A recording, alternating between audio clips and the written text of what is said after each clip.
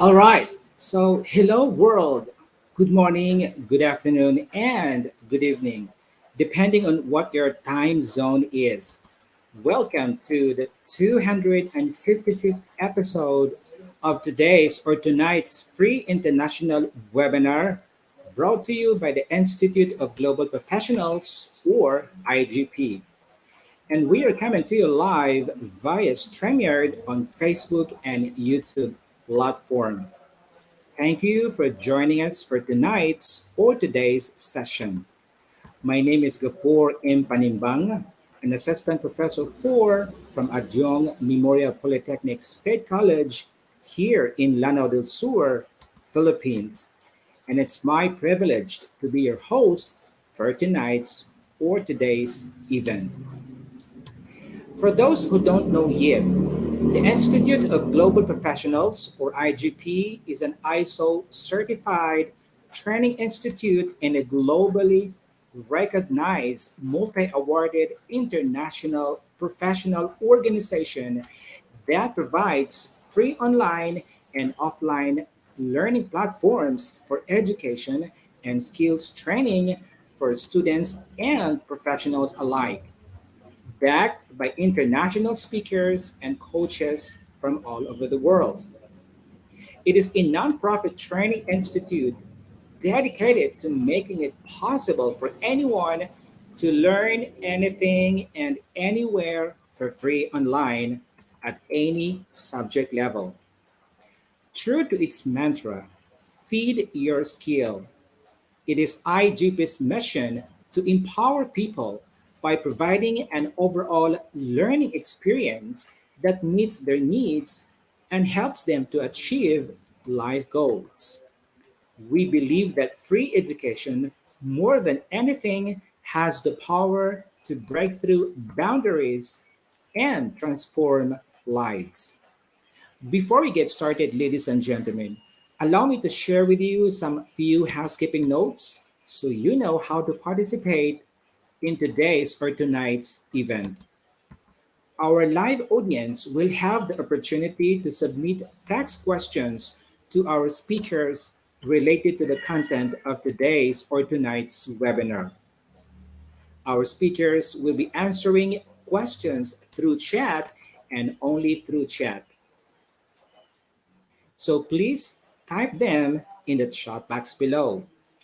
You may send in your text questions at any time during the presentation, and we will collect those questions and hold them for the Q&A session at the end of tonight's or today's event.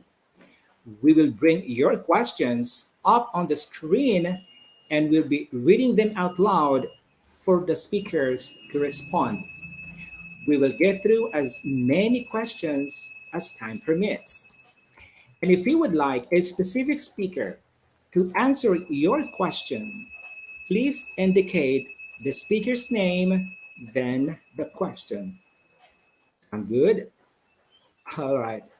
Throughout the presentation, you will see a couple of questions pop up on your screen that would allow you guys to engage with us while the presentation is going on. And we appreciate you guys answering those questions coming in.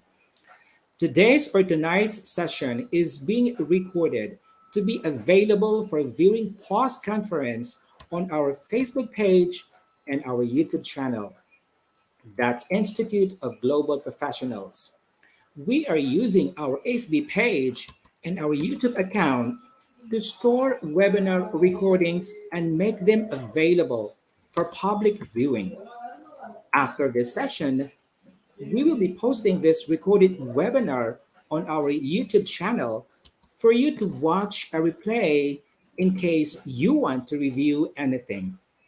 And we welcome you to revisit the content yourself and share it with your colleagues. And it would also be greatly appreciated if you could hit the subscribe button and ring the notification bell for you to get notified every time we upload a new webinar video every single day. All right? Now, if you stay till the end of this webinar, you will get a link to download your ISO certified or ISO verified e certificate free of charge, courtesy of the Institute of Global Professionals or IGP. The link, by the way, will be provided as pinned post down in the comments section below shortly before the webinar ends. Further details on the certification process will be shared to you at the end of this event. And we're also excited to invite everyone to be part of our exciting and interactive online quiz game competition happening after the speaker's presentation. And if you wish to join with the quiz game competition as player, all you have to do is just go to slido.com using your own device and browser. And once you get there, you will see a window asking you to type in the event code. Just simply type in the event code and press enter. And pretty much, you're good to go. The event code, by the way, will be posted on the screen just before the competition begins. So please stick around for that one.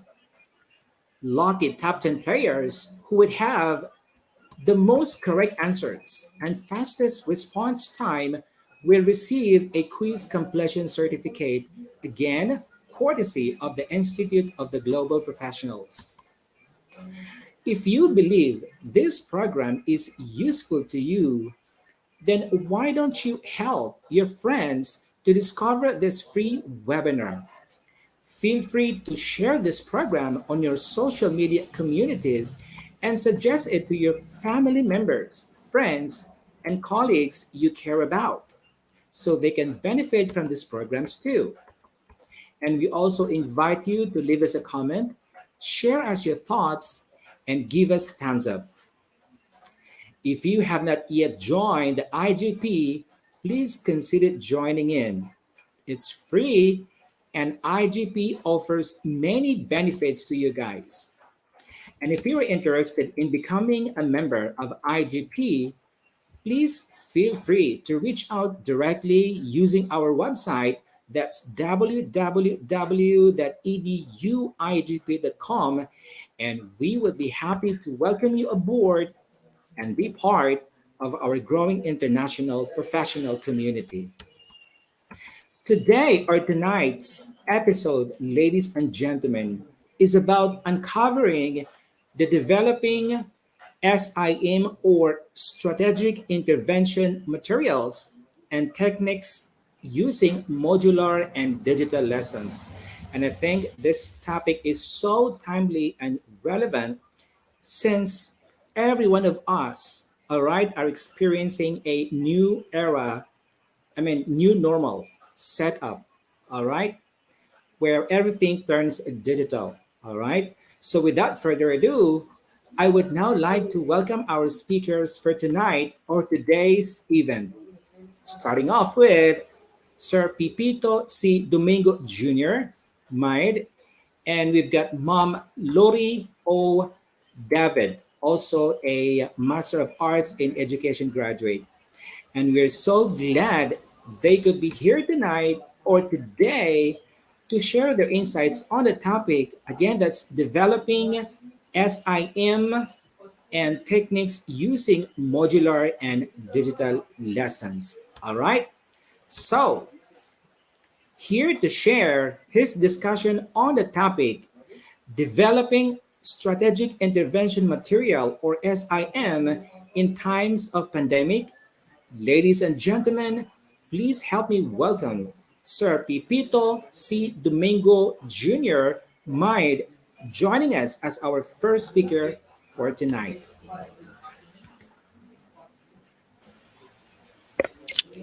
Thank you, Sir Gapur. Okay, for that All overwhelming right? introduction. All right, so here we go. So, Sir Pipito Domingo Jr., Yes, sir. welcome. Welcome Yes, to the show. thank you. Thank you, sir. All right. So I think before Sir Pipito Domingo, is going to start his presentation, and I think he's going to share to us just a little bit of his short biography, highlighting some of his accomplishments and everything. All right. Oh, okay. So take it away. Yeah, thank you, Sir Gafur, for that overwhelming introduction. So, by the way, I repeat, I am Pepito C. Domingo Jr. and currently connected at Benigno S. Aquino National High School as a teacher three there, situated in Concepcion, Tarlac, Philippines. And I have been teaching there for almost 10 years, and I am also the current English coordinator in the said school, and I was also a campus journalism advisor, and I was also asked to talk some journalistic seminars and trainings before, and I am 29 years old and very much privileged to be here in IGP to share my little knowledge about strategic intervention materials. All right. So I'm sure you are ready to get straight to the content of your presentation. Yes, let's start. All So right. let me, can I share my presentation now, sir? Sure. Yes, okay. The, Thank you, the sir, virtual Gafor. floor is yours.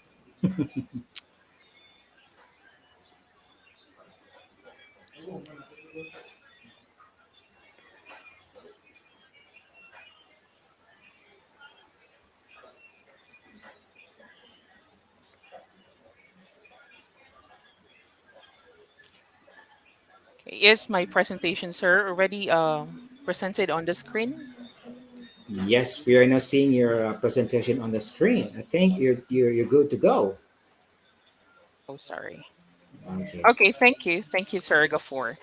All right, so now, as made mention about by Sir Gafor, so for tonight or for today, okay, in other places, okay, maybe it's morning or afternoon in their places, but good evening, okay, here in the Philippines. Good morning, good afternoon in other places.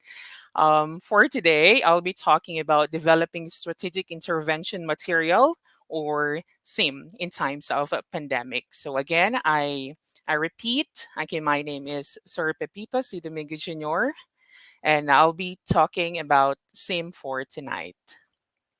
Okay, so before we go through with the what do you call this, the topic per se, let's have first the objectives for tonight or for today's session. So first one is to identify the operational definitions and functions of SIM. The second one is to identify the major parts of a SIM. And of course, the last one is to validate an effective SIM. Okay, so before we go through with my slide, of course, let's have first. I'll be showing you first, rather, some of pictures, and I just want you to tell me or just comment on the live stream or the comment backs on the things that you see or the things that you observe, of course, in the picture that I'll be showing to you. Okay, so I'll be reading or we will be reading, okay, all your comments or your answers later on as we go through with the comments. Okay, so let's start with the first picture. So the first picture will gonna be this. Okay, so just comment, okay, on the thing that you see on the picture.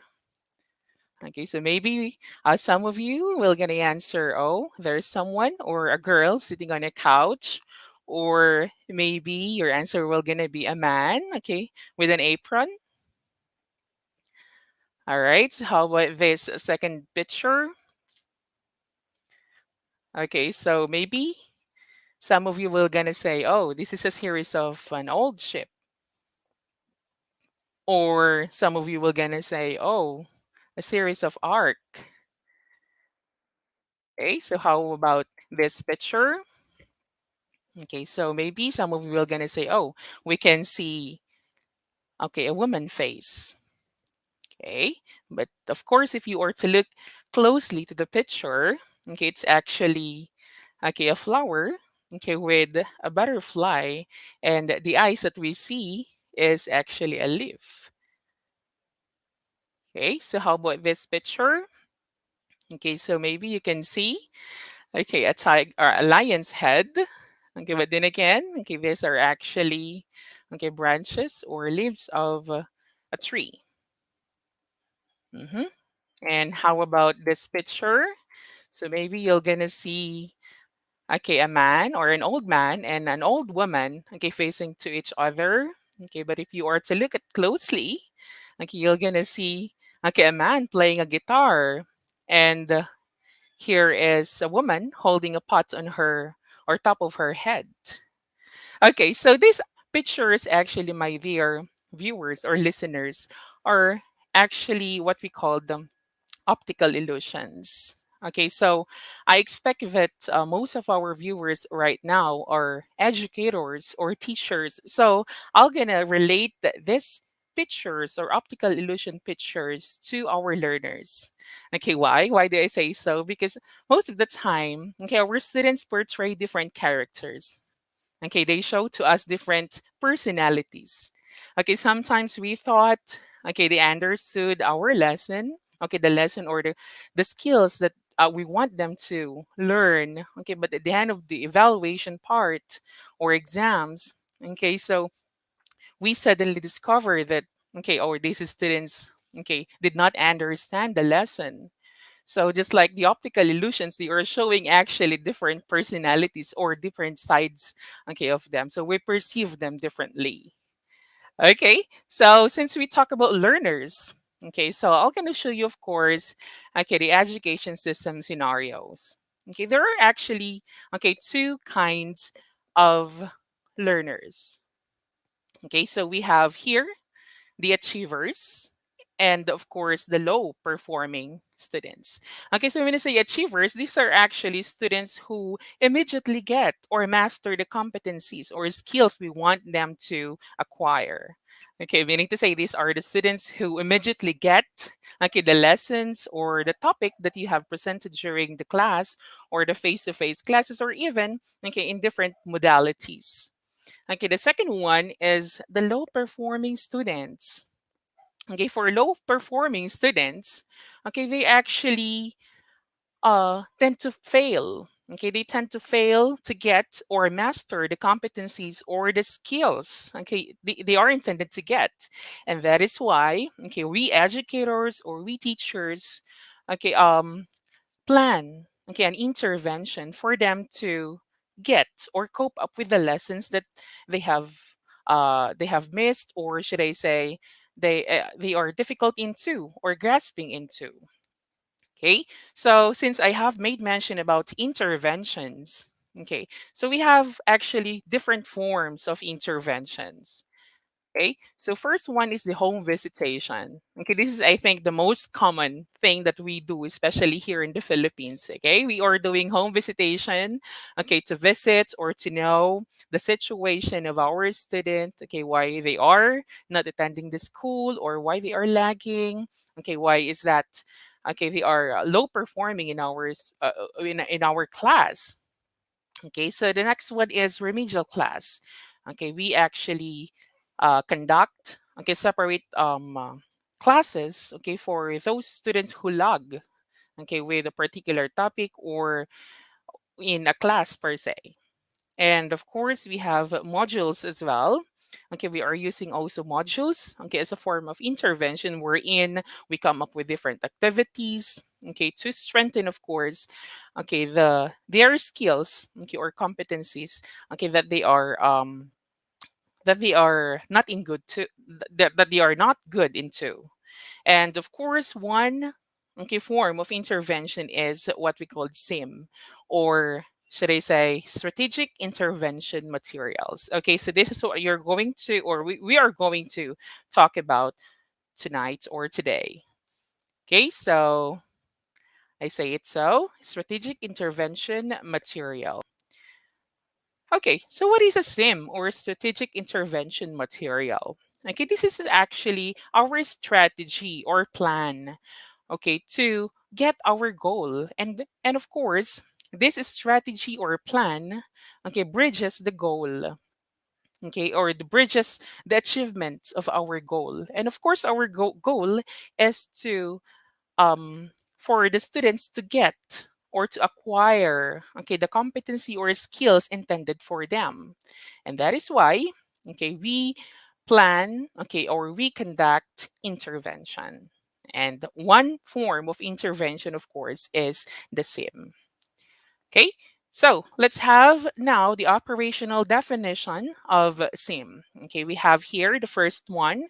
This is an instructional material for remediation purposes employed by the Department of Education to enhance academic achievements of students performing low. Okay, so I think I just want to highlight, okay, the words instructional material. So this is actually a material that we use, okay, to achieve or yes, to achieve the academic high academic performance of low performing students. Okay, so take note of that. This is intended for students performing low.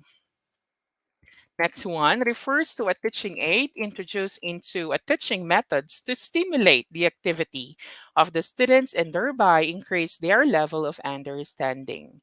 Okay, so let's highlight the word stimulate. Stimulate the activity of students. So in here, okay, we can present or we can give students, okay, different activities to enhance their skills, okay, into that particular topic. Okay. Next one. This is an instructional material meant to reteach the concepts and the skills. Okay, take note of the word reteach.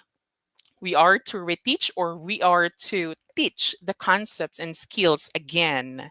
Okay, because we have already presented the skills. We already thought.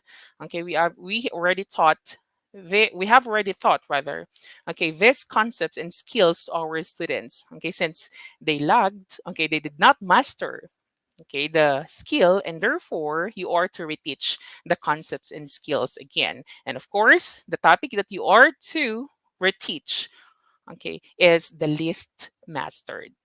Okay, so next one, material given to the learners to help them master a competency based skill which they were not able to develop during regular classroom teaching.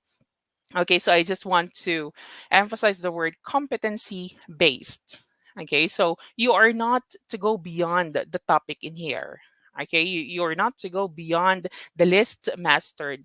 Okay, competency in here. Okay, meaning to say you are just going to focus on the list mastered competency. Okay, so another one is that topic must be accompanied by a study. Meaning to say you are not going to choose any topic that you want in developing SIM. Okay, so it should be accompanied by study. What does it mean? Okay, so it should be based on the observation. Okay, it should be based on the result of exams or different studies and examinations or assessment, okay, into your school or into, okay, different kinds of assessment. Okay, just like exams, major exams, and so on and so forth. Okay, so it requires less teacher supervision. So that's another definition.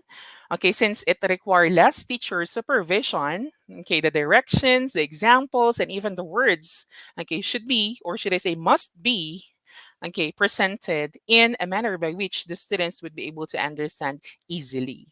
Okay, so the next one is, okay, SIM must be easy to reproduce.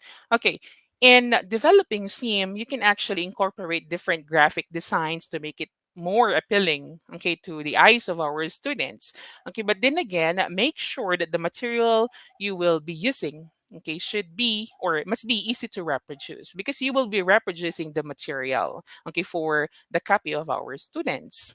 Okay, and who would know if other schools will gonna, adopt your material, and therefore it should be easy to reproduce.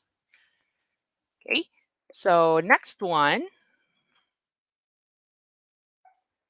Okay, the first question in here is that will my sim be given to all my students in my class? Okay, will my sim be given to all the students in my class? So technically, no. Okay, because you will just be giving, okay, the sim, okay, to the student that is lagging. Okay, or the students, or should I say the low performing student. Okay, so you're not going to give the material to those achieving student or achiever students already. Okay, so now let's have the next question. The next question is, so what will be my topic then? Okay, of course, the topic that you will be, okay, choosing or getting in your sim is list mastered skills. Okay, so I have made mention that a while ago. So how will I develop a sim now? Okay, first is to identify the list mastered competency based on. Okay, so how will you get the list mastered competency? Okay, first, okay, is through test results or test analysis. Okay, but simply, analyzing, okay, the test results of your quarterly test, monthly test, okay, or even your quiz, okay, your quizzes. Okay, you can consider those assessment form, okay, informing or in developing, or should I say, in coming up with the competency or the topic that you will be using into your sim. Okay, you can also, of course, NAT or National Achievement Test. Okay, and other assessment tools. Okay, so how will I develop a sim? First is know the parts of a sim, of course. Okay, this is very important. Okay, that you know the major parts of a sim. So I'll be showing you first the major parts. Take note the major parts of a sim. Okay, so we have here the major parts. Okay, so we have, of course, the guide card. The second one is the activity card. The third one is the assessment card. Fourth is enrichment card. Fifth one is the reference cards, and the last one is the answer card. Okay, take note, like what I have made mention a while ago, these are the major parts of a theme. Okay, so I'll be talking one by one. I'll be talking about this, okay, one by one later on. But then again, we can include, okay, some parts of a sim, okay, that is, of course, considered as, okay, attachment of your sim. Okay, first one, you can include, of course, the cover page. Okay, into your cover page, okay, you can, of course, put, okay, any graphic designs, okay, or yes, decorations you want. Okay, it just depends on the theme, okay, of your sim. Okay, most of the time, if the theme of your sim is about cartoon characters, so you can incorporate, of course, the design, okay, that go through with, of course, the design of that cartoon character you have chosen. The second one is the table of contents. Okay, so I don't need to elaborate it more because we know already about the content of the table of contents. Of course, the topics or the pages, okay, that you will be including into your sim. Okay, and the third one is the title card. Okay, the title card is actually the title of your sim. Okay, so if you want to come up with a title, but basically, okay, if you want to come up with a title of your sim, okay, they uh go through with the topic itself. Okay, if your topic is about let's say for instance noun, okay, this just actually form um mnemonics, or sometimes or other teachers just make it more artistic, instead of saying just a noun. Okay, so that's the third. And of course, the six major parts of sim, okay, namely the guide card, the activity card, the assessment card, enrichment card, reference, the answer card, and of course the last one is the acknowledgement. So you can include, of course, the acknowledgement and the last part of your sim. Okay, so now let's go through with, okay, the different parts of sim. So let's start with the guide card. Okay, now I have made mention to you before that you can, of course, use graphic designs, okay, graphic designs or cartoon characters, okay, to make it more appealing, okay, to your students. Okay, but then again, in here, okay, before we go through with the guide card, you can have a short introduction. Short introduction is actually part already of your guide card. Okay, in here, I actually presents here examples of guide card, or should I say introduction in here, and it is conversational, okay, or in a form of dialogue. Okay, they are actually talking in here, okay, and giving you or the learner actually bird's eye view on what he or she is going to expect, okay, on the sim itself. Okay, so they make it more, okay, more engaging. Okay, it's like we are just talking, okay, and then when the student will gonna read it, okay, so it's just like, okay, he is also part of their conversation. So that is why it is very important to know as well, okay, the yeah, the current characters, or should I say the generation of our 21st century learners, okay, to know more about the things that will get their attention. Okay, it's not only, I think, cartoon character, but also personalities. So we can, of course, use those personalities, okay, as part of our strategic intervention materials. Okay, so after introduction, we have, of course, the guide card. So what are we going to put in the guide card? First, okay, it gives an overview of the lesson.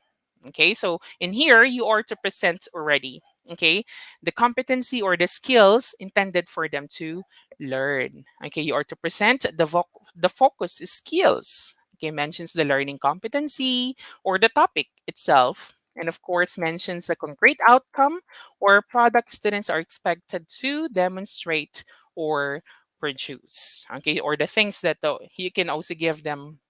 Okay, we call this a bird's eye view on what they are going to expect. Okay, as they go through with your material. Okay, so it builds prior or on prior learning or prerequisite skills, of course. Okay, so you are also presenting a connection, okay, between the things that they have learned before and the things that they will be learning, okay, as they go through with your material. Next one engages the learner's interests. Okay, so as you can see in the guide card or in the introduction, okay, they have already presented, okay, they have already presented interactive materials or engaging materials, and of course those are the person or personification of what do you call this, the characters, okay, the major or they are idols. Okay, they are idols just like K-pop, using those characters, okay, in the introduction part. So in the guide card should be engaging. Okay, so later on I'll be going to show to you simple example of a guide card. Of course, leads the learner towards the performance of the tasks. Of course, so right after presenting the topics, okay, may I use the word topics or the lesson? Okay, you are going to lead now, okay, the student in you call this accomplishing, okay, in accomplishing the activity, okay, into the next part of your uh theme.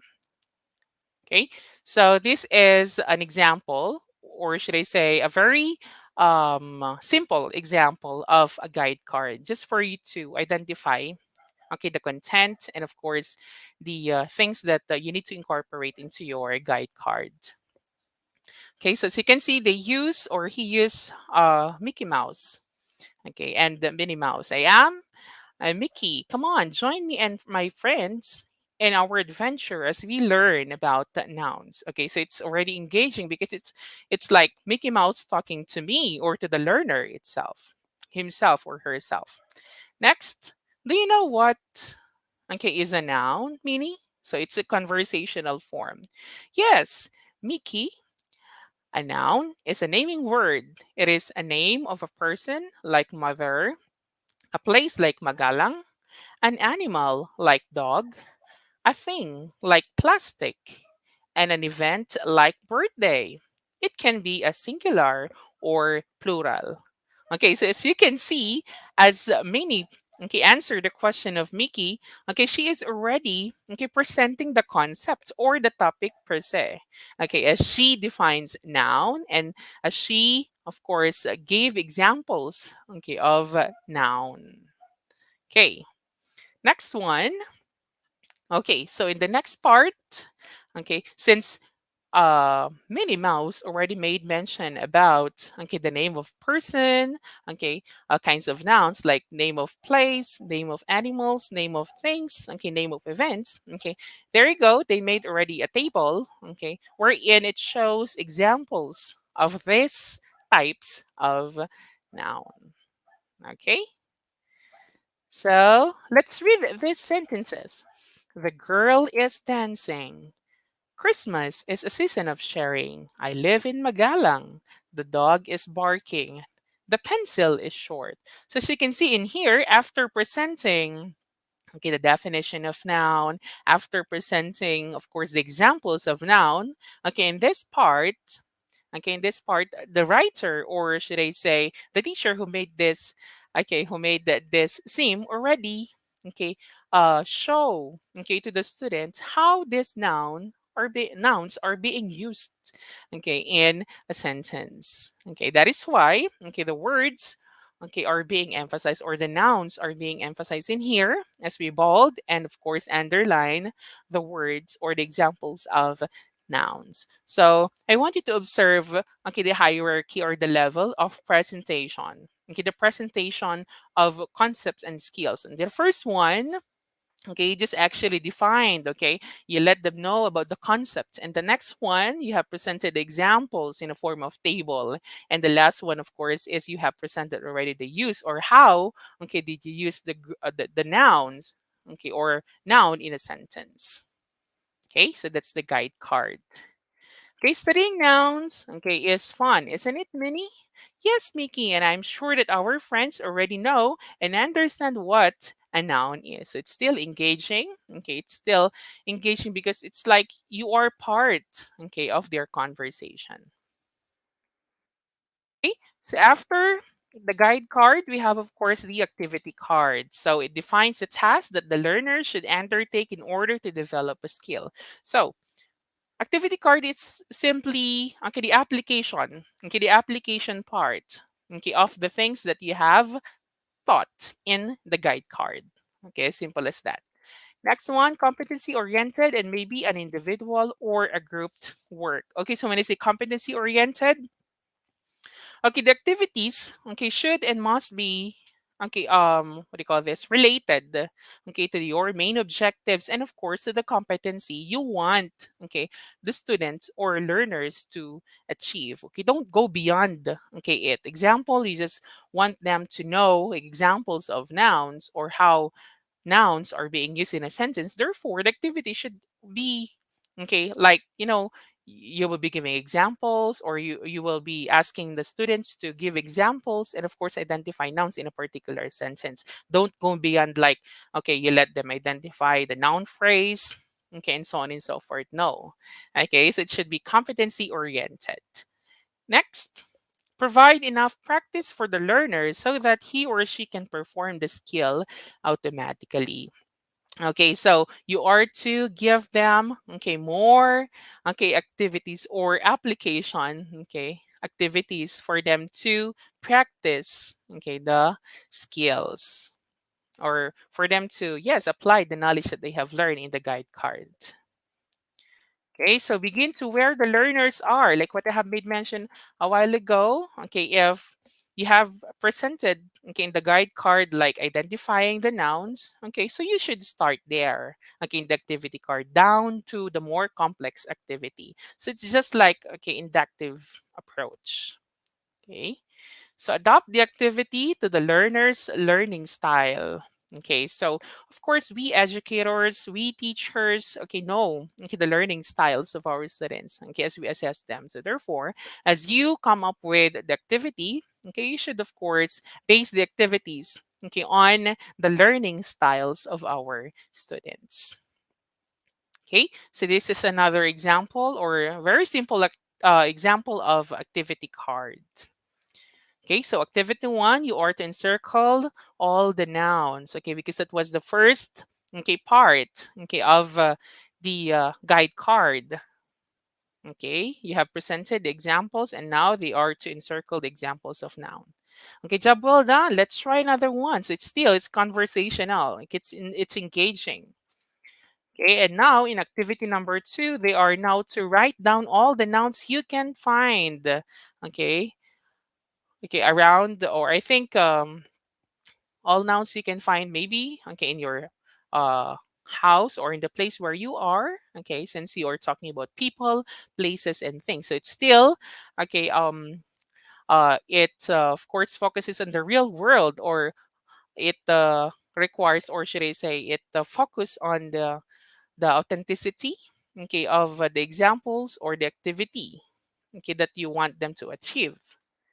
Okay, next one is of course another engaging dialogue. Excellent. Here's another one. So you can actually present more activities. Okay, more activities for the students to master okay the acquired skills in the guide card. Okay, so now let's have the assessment card. Okay, from the word itself, assessment. So this is the evaluation part. Okay, you are now to evaluate okay the student's performance okay in the activity card and in assessment on how did they learn, okay, or of course you are to know in here in this part if they have acquired okay the skills okay or the competencies they are intended to acquire. Okay, so helps the learner measure his or her level of mastery, okay, of the skill upon completion of the task. Okay, so I want to highlight the word mastery. Okay, so mastery of the skills. Okay, next provides exercises, drills, or activities that allow students monitor their learning and use feedback about their progress. Okay, so you are to provide exercises in here. Okay, so to measure, of course, their understanding on the concept that you have presented. Okay, formulated in standardized test format to give students practice in test taking techniques. Okay, but it doesn't necessarily mean that it should be or it must be okay always in a form of standardized test format. So sometimes it just depend on okay the topic that you have chosen, and of course of the skills that they need to develop, no, so of course you can go okay beyond the okay either testing form or test formats. Okay, so result of the assessment identifies the knowledge or skills that need to develop further. Okay, it doesn't necessarily mean that of course um as they go through with the activity card or guide card in the assessment card, okay, they already mastered. Okay, yes, it is that is expected output, but then again, okay, if it will happen that some of the students, okay, still fail to fail to master the competency, and then okay, you can of course use this assessment result okay to develop another material. Okay, so this is another example of assessment card. Okay, use each noun in a sentence. As you can see, of course, the are to now come up with a sentence, okay, using the example nouns. Okay, but like what I have made mention a while ago, you can actually present different okay activities, drills, and exercises in here. And you should start, of course, with a simple, very simple activity down to more complex. Okay, so next one is the enrichment card. Okay, extend the learning by providing additional exercises for further application of the knowledge or skills. So if we are actually doing our lesson planning, or should I say, um, we are preparing our lesson. Okay, allow me to use, or maybe we can use the word generalization. So this is generalization part, okay, wherein you are to okay give okay the students whether okay in a form of discussion or little bit little discussion, or in a form of activities. Okay, so contains additional information to extend knowledge or skills, and this is an example, of course, of enrichment card. Okay, so as you can see, encircle the noun or nouns in the following sentences. It's not that super, complex. Okay, because you're just to, generalized, okay, or make review, okay, the concept, okay, presented before. Okay, so we have here the next part. The next part is the reference card. Okay, in the reference card, Okay, of course, you are to put all the references, okay, the books, okay, the sites, okay, the personalities you have cited, okay, into your sim. Okay, so as you can see, we have still, okay, dialogues or characters or uh, graphic designs in here because most of the time, okay, the reference card is, I think, one of the most boring parts of any books or compilation because you're just to actually put the, okay, to put the references, but it's not, okay, to make more, okay, interactive still, and of course to make the listeners, okay, or the student, okay, go through with these books or references, you need to make it more interactive as well. Okay, so mhm. So we have here now the answer card. So this will gonna be, okay, the last, okay, part, okay, of your major parts of the sim. Okay, so from the word itself, answer card, you are to present here, okay, the possible answers, or should I say, all the answers, okay, you have presented, okay, in the previous, okay, part of your sim, okay, in activity card, assessment card, enrichment card. Okay, so why do you need to put, okay, the answer in your answer card? Because this is a material wherein it requires less teacher's supervision. Okay, so you are not there actually to remind your students. Okay, what could be the answer of this? Okay, they could not, of course, reach you out. Okay, whenever they don't know the answer. So of course, you need to put all the answers so that after, okay, after they go through, okay, with the activities, okay, they can of course go, okay, back to the answer card and answer their activities. But of course, you need to orient them. Okay, you need to orient them that they just need to look at the answer card right after answering, of course, the activity. Okay, so we have misconception actually with the difference between sim and module. So for today, we are going to differentiate the two. Okay, in sim, it focuses on the skills not mastered by students during the regular class. So meaning to say we're just talking about one topic.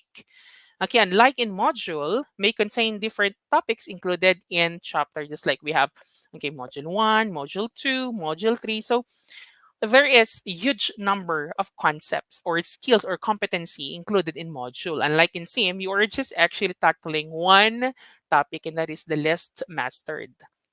Second one, intended for remedial class. Okay, we're using this for remediation. And of course, for module intended for regular classroom teaching. Just like what we have, or just like what we are doing right now, since we are in pandemic, okay, we're just giving actually modules to our students since face-to-face is not yet permitted, okay, in different countries, especially here in the Philippines. But then again, like what have made mention a while ago, module is also or can also be used, okay, as a form of intervention. Okay, so for SIM, no pre-test and post-test. Okay, because we have already identified the problem before. Okay, that is why, okay, we come up with SIM. Okay, so we know already the topic, so we don't need to conduct pre-tests. And for post-test in SIM, okay, we have the assessment card, okay, to measure the understanding of our students. Okay, so unlike in module with pre-test and post-test, okay, so and of course, I think the common denominator of the two is that it includes fun activities. Okay, so SIM and module, okay, have, okay, these fun activities for the students or for the learners to, enjoy. Okay, and of course, for the materials to be interactive. Okay, so now let's validate now. Okay, the SIM. Okay, these are actually they call this requirements, or should I say, these are actually the criterias, okay, of an effective SIM. So these are actually given by the Department of Education for us to be guided in making or coming up with a very good and an effective SIM in terms of the content, in terms of equity and accessibility, in terms of assessment, in terms of organization and presentation of the same, so as with instructional design and supports of the same. Okay, so now let's talk about first with the content. Okay, so the content should be and must be aligned with the curriculum and standards and is current, valid, and reliable with real world examples. Okay, so since in this time of pandemic, okay, we are using different, curriculum. Okay, just like here in the Philippines, we are actually using milk, okay, or milks or most essential learning competencies. Okay, so the topic should be lifted, of course, with the milk. Okay, it should be aligned with the curriculum or the present curriculum and the examples. Okay, and the activities are, of course, reflection of real world, okay, situation or examples. Okay, for the next one is age appropriate and is designed to meet the needs of individual learners from various skills levels. Yes, you need to know and consider, of course, target clientele.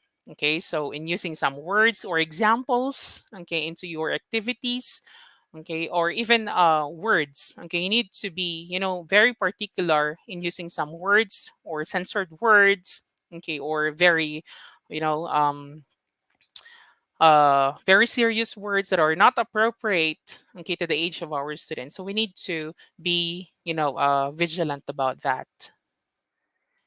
Okay, next one, okay, is in depth and enhances conceptual understanding and engages higher order thinking skills. So it should be in higher order thinking skills wherein the students would be able to reflect, okay, and realize things, okay, especially in the activity cards. Okay. Next is free from biases, especially from gender biases.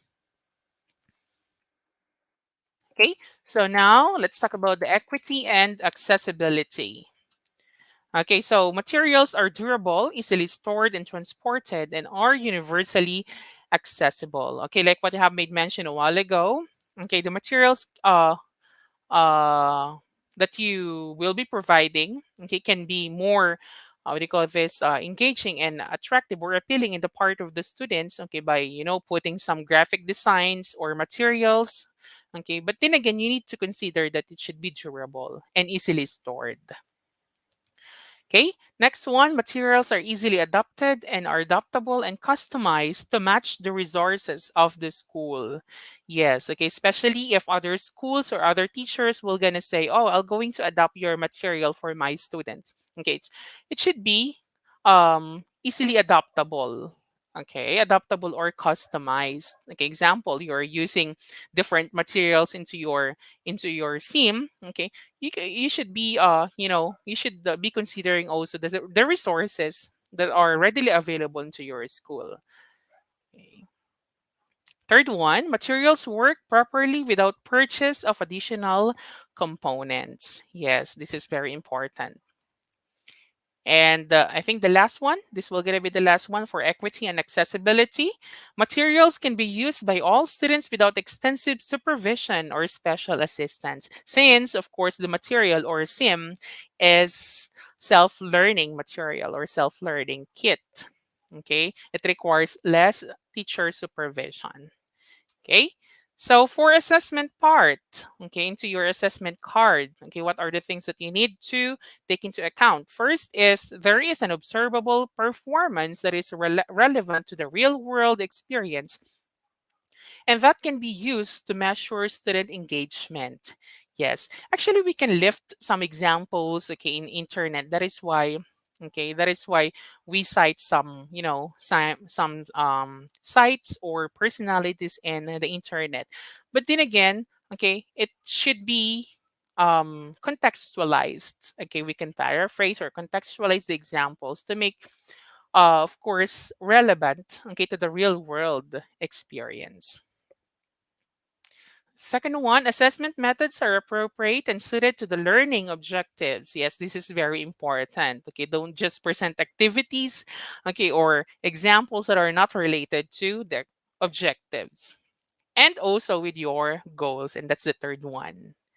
Okay, and of course, the fourth one, the material keep an ongoing record of students' progress and allows the teacher full access to individual student monitoring of activities. Yes, of course, we can use this, okay, as an ongoing record, okay, to see the progress of our students. Okay, next one, organization and presentation. Content and directions are clear and understandable and distinguish between important and trivial information. So this is very, very important. Okay, so you must present, okay, a vivid direction, okay, using very simple words, okay, and the directions and examples are or must be, okay, easily understandable by the students because you are not there to guide them. Okay, you're just actually be giving the material to the students, whether it is in a form of digital digital, or should I say in a hard copy form. Okay, materials are easy to navigate through, so this is very important. Materials are interactive and provide high quality sensory experiences for all users. It should be interactive. Okay, so it should be, it should motivate the students to go through until, okay, the learner, okay, could finish, okay, studying the material. Okay, so for the next one, for instructional design and support, the delivery method is used appropriately and successfully engages the student. Of course, it is very important that you should, of course, give, okay, to the material and oriented the students or the learner how to use the material. Next, technical procedures such as installation and setup are easy and error free. So if you are using, of course, digital form, okay, in a digital form, okay, so we're talking about, of course, the technical procedures in here. Okay, especially now, okay, in times of pandemic, okay, maybe you can just, or you would wish to, give the material, okay, in a digital form. So you need to consider, of course, the technical procedure in sending or in giving the material to your students. The third one, technical specification and limitations are adequate, described, and noted. Yes, you should orient, of course, the students about the technical specification. And that is also, of course, if you will be giving a digital form of your material to your students. Okay, so I think that would be the end of my talk. But before I end my talk, okay, or my discussion, let me share to you, okay, a line from anonymous writer. Okay, it goes like this: "Great thing never come from comfort zone." Okay, so therefore, we need to get out of our shells, okay, discover new things, okay, and let's start making our own sim. Okay, again, good evening, good afternoon, good morning to everyone. All right. So thank you so much, Sir Domingo. All right, PP2C Domingo, for such a very informative and substantial lecture. Your views on strategic intervention materials have broadened our horizons. And I'm sure this would surely go a long way for maybe possible replication of such good practices among our teachers who are also handling handling basic education program here in the Philippines. All right. So we truly appreciate great lecturers like you, Sir Domingo, and we are hoping to have you again in our next series. So Yes, again, ladies thank you, and sir. gentlemen, yes. So again, ladies and gentlemen, there you have it, Sir Pipito C. Domingo Jr. All right. Again, thank you so much, sir, for spending your time with us. All right. So Thank you, just sir. it's our privilege. All right, so just a quick reminder for our live audience for tonight. If you have any questions to Sir Pipito C. Domingo Jr., just type it in the comment section below and we will bring that up during our questions and answer portion after the presentation. And Sir Pipito will be joining us again for the Q&A segment after the conduct of online quiz game competition. All right. All right.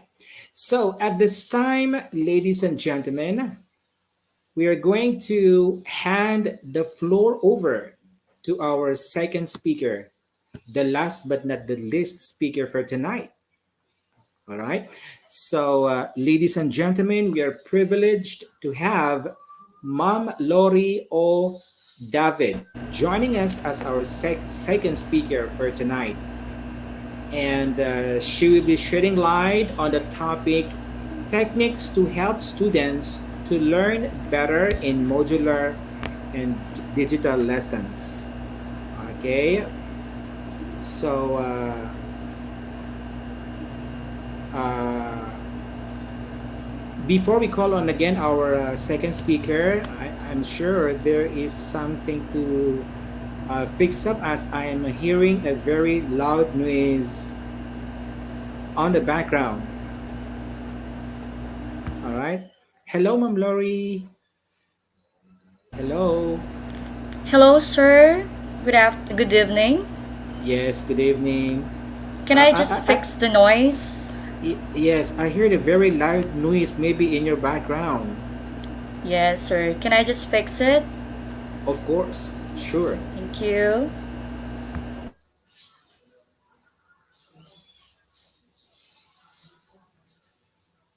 All right. So while Ma'am Lori is busy fixing her microphone. Again, I would like to remind everyone that if you have any queries, questions to our speakers, better yet, type them in the comment section below, and we will bring that up for the Q&A session.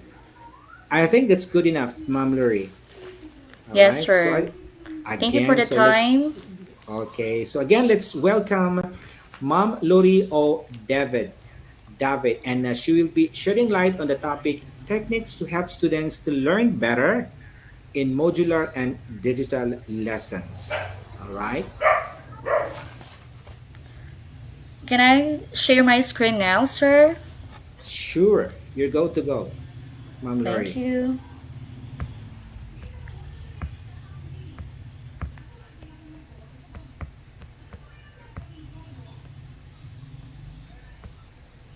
And before I forget, Ma'am Lori, before you get straight to the content of your presentation, I wonder if you could possibly share to our audience first just gist of your accomplishments or maybe a short biography of yours. Yes, sir, I will. Thank you. All right, there we go.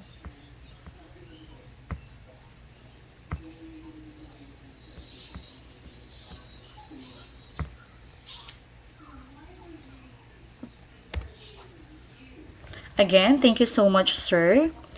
To our moderator and to all the participants attended to all the participants who are in the platform, especially to our educators. Good evening, or should I say good morning and good afternoon. Let me introduce myself first. I am Mrs. Lori O. David, Teacher 3 from Benigno S. Aquino National High School. I am from the Philippines. I've been teaching for almost 7 years now. 2 years in private school and 5 years in the public school. I finished my master's degree or my Master of Arts in Education major in English in Pampanga State Agricultural University. And I am currently taking up my PhD in Colegio de Dagupan. I am also the English 10 coordinator.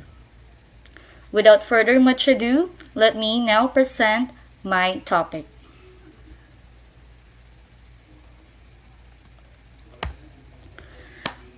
My topic will center on the techniques to help students learn better in modular and digital lessons. On my screen, as you can see, I highlighted the word intervention. This is supposed to be my topic on today's webinar. But I realized that there is this thing or idea that most of teachers don't pay attention with, and that is teaching students how to learn better, teaching the techniques in order for them to learn better. We educators, we keep on creating innovations, interventions in order to address the problems in our educational system, right? But these interventions and innovations will remain ineffective if students do not know how to help himself or herself to improve learning. And that is what we're going to talk about. We're going to help them to improve learning with techniques, or should I say the most effective techniques according to cognitive science school. Try to look at the pictures. On the first picture, on your comment section, you can describe our first picture. So, what does the picture trying to convey? The student got a failing score on tests. And on the second photo, I'll just read your comments afterwards. You may use the comment section to transcribe or to write your opinion on the second photo. Yes. So on the second photo, the student doesn't want to look at his report card. Maybe he doesn't want to look at the red marks or his failing grades. On the third photo, so what have you observed? What have you noticed? Yes. So a student doesn't know what to do. He has lack of focus and concentration. He doesn't know how to start the things right. And on the fourth photo, what have you noticed on the fourth photo? Yes, you're right. There is a struggling student. He had a hard time or difficult time comprehending or understanding the text written in the module or the topic per se. He is so confused as well. These are the problems or common problems experienced by our students or by our learners. And these problems need solution. So the solution is to encourage them to strategize or to do some techniques in order for them to improve learning. Allow me to read the definition given. Technique is a skill or ability to employ in a particular field. In our everyday living, we often do some techniques in order to achieve this thing or in order to achieve something, and that requires, of course, skill and knowledge. In the academe, a technique in teaching and learning is an implementation which actually takes place in a classroom. It is a procedure to accomplish an immediate objective. We are doing these techniques or strategies to win something, to improve ourselves, to learn new skills. On this slide, these are the common thoughts from our students. What can we do to improve learning and reduce forgetting? How to learn better? So these are the common thoughts of our learners. We will answer them later on. Okay, so based on my research, one of the most effective technique is a spaced practice. Space out your studying over time. Spaced practice is a study technique where students review material over a long period of time. This gives their minds time to form connections between the ideas and concepts so knowledge can be built upon easily later. Space practice is also known as a distributed practice, wherein you're going to space out your studying to achieve a long-term retention. I'm going to present to you a table on how to implement this or how to use this space practice in learning or in reviewing. Let's say for instance, on Monday you learn something, okay? And then do not do not just stop there. You need to keep revisiting the information for you to master the skill or the competency needed. So by the next day, you need to review it again. You need to study it again. And then on the following day, sometimes students tend to forget what they have learned. So by the following day, you may revisit it and study it again before your before the examination day. This is really effective if you have, let's say, the teacher announced that you have an examination or a midterm exam later after 2 weeks. So knowing that you have an examination, you need to space out your studying. When we say spaced out or spacing out your studying, you have to provide a period of time, a long period of time to master the skill. Because if you do cramming, it don't work. That is not an effective, technique to get a high score or high grade. Let me show you this definition. Like what I've said earlier, space practice is a distributed practice or also known as distributed practice. It involves spreading out learning sessions for a new concept or idea over time rather than all at once. According to Cepeda et al. 2006, he reviewed 254 studies and found that students across studies recalled 10% more information after spaced study than after must or all at one time study. In general, spacing learning across weeks or months led to better long-term gains in learning. Okay, so this is the numerical description.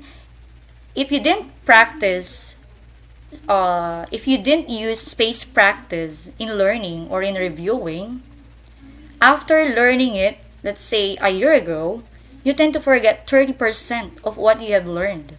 And after 2 years, you tend to forget 50% on what you had learned. However, with space practice, 40% of what you have learned will instill into your memory. It has a greater learning efficiency. Okay, so in space practice, let me just reiterate, you don't need to spend the whole night reviewing. All you need is space practice. Do not have the habit of reviewing a night before the exam. That is cramming. If you do cramming, you learn less and forget more. Because I believe that learning doesn't come overnight. You need to help yourself or encourage yourself to keep revisiting the information. You keep on reviewing the lesson or the concept in order for you to really master or in order for you to really comprehend or understand the core of the topic. Now, how to use the spaced learning method? First, plan short and frequent review sessions.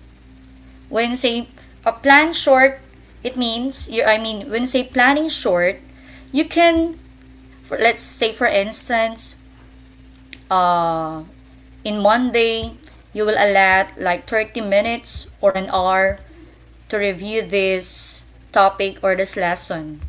And then the next day, you're still holding into it. You need to revisit it again and again. And that is frequent review sessions. Next, review over an extended period of time. This is what I have explained a while ago. Do not cram because it won't work. So you need to allot time, extended period of time to really master the skill. Next, review older material first. Of course, this is very important. That's why we are doing spaced learning practice because we are reviewing what the teacher uh, what the teacher taught to us. Next, incorporate old material with new information. This has something to do with spiral education. We are linking the old material or the acquired information to to new information in order for us to know the connection and in order for the students to really master the competency. Next, create summaries and checklists. So as a student or for our students, let us encourage them to have this list on what are the topics or subjects to review for a week, for them to manage their time wisely and for them to avoid cramming.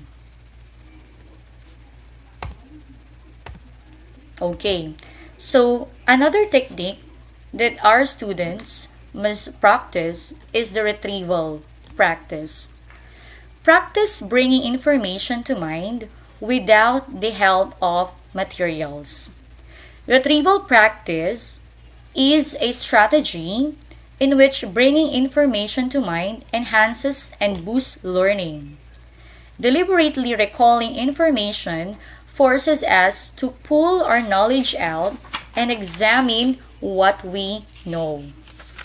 When say retrieval practice, we are getting information or soliciting information out of students' head in order for us teachers to know if they learned the concept or the lesson. Students who were quizzed after studying a short text could recall significantly more information than students who were asked to reread it. That's according to Karpik 2007. And according to Dan Losky et al., he recommends that educators must provide ways for students to retest frequently on their own in class. Okay, so in retrieval practice, there are activities that we teachers can do to help them learn better or in order for them to get a long-term retention. So what are these activities? We teachers can give quizzes, we can present flashcards to them, we can give a quick writing exercises. But these activities shouldn't be graded. Okay, so we can on this retrieval practice we can use no stakes quizzes or ungraded quizzes or activities, so that when the real quiz will take place, they can get a high score. and also they can get uh, they can get high grades because we help them to review. We help them on how to retrieve the concept or the lesson properly.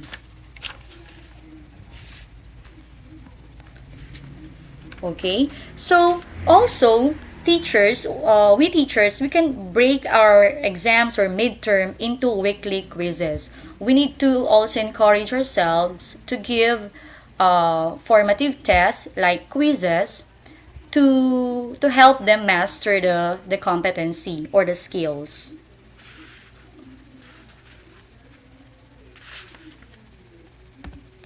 So next, another technique that is very effective in the teaching and learning process is the mnemonic. I think all teachers are very familiar with it. What is mnemonic? Mnemonic techniques are ways to help you memorize a phrase or idea with patterns. This is a memory trick to help, you know, in order for us to remember a particular concept or an idea. We have different types of mnemonics. First, we have the spelling mnemonics. Spelling mnemonics help you remember how to spell a difficult word with patterns, phrases, or rules. For example, a common spelling mnemonic to remember that I comes before E in many words. Example on the phrase, never believe a lie. This spelling mnemonic is designed for for language educators who are fond of giving spelling activities. We need to uh, we need to impart to them or discuss to them the the spelling these spelling mnemonics in order for them not to get confused on how to spell out the word. Just like on this slide, it the vowels I and E are being emphasized because sometimes students interchange these two letters or these vowels. What are the commonly misspelled words in English that has I and E? We have the receipt, and then the receive. Okay, so to our audience, if you have a word, if you know a word that has I and E, please use the comment section to drop the word. Next type of mnemonic is the acronym. Acronym is a simple abbreviation for a list of information that makes the phrase easier to remember. So we need to help our students to to at least apply this type of mnemonic whenever they are reviewing or studying a particular lesson. Examples. We are very familiar with these two examples. Roy Jibiv. Before, when we were a student, when we were an elementary student or a preschooler, it is really hard for us to know the sequence of the color of a rainbow. But because of the acronym and because of our teachers, they exposed us with this kind of mnemonic. So when we heard the word or the acronym Roy Javiv, that stands for the color of a rainbow. R stands for red, orange, yellow, green, blue, indigo, and violet. So with this kind of acronym or mnemonic, we can easily determine or identify the sequence of anything, the sequence of, let's say, an event or a story. Next, we have the MVEM JSON P, which is very familiar with all of us. MVEM JSON P is an acronym for what? The sequence of the planets in the solar system. M stands for Mercury, Venus, Earth, Mars, Jupiter, Saturn, Uranus, Neptune, and Pluto.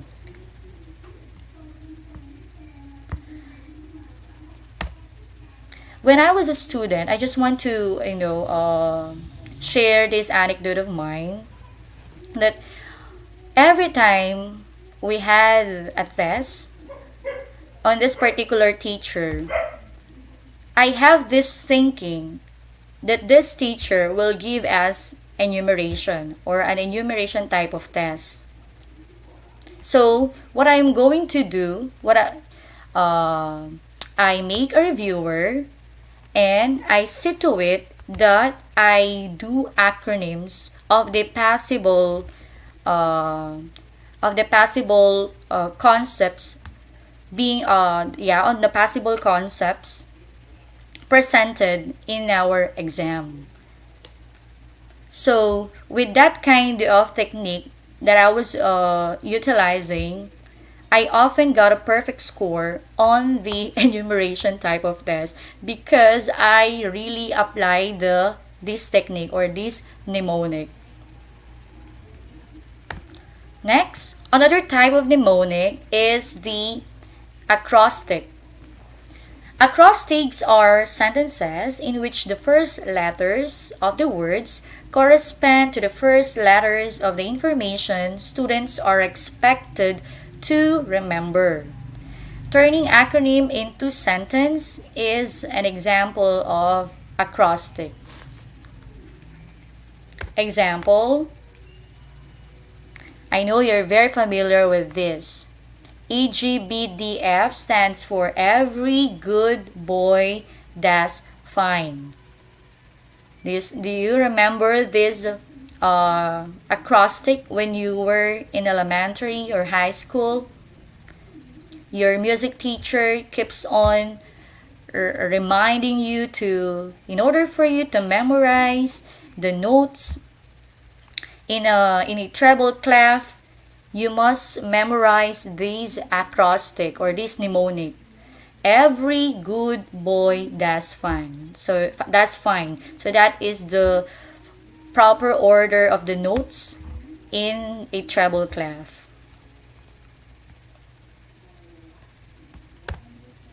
Next, we also have the rhyming mnemonics. Another common mnemonic technique is using rhyme to memorize information. One well-known example of a rhyming mnemonic is the phrase, take a look at this, in 1492, Columbus sailed the ocean blue. So this information you want to memorize is the date Columbus began his travels, and knowing it rhymes with ocean blue helps you recall 114 and 92. See? You can apply this technique to any information you need to remember at work.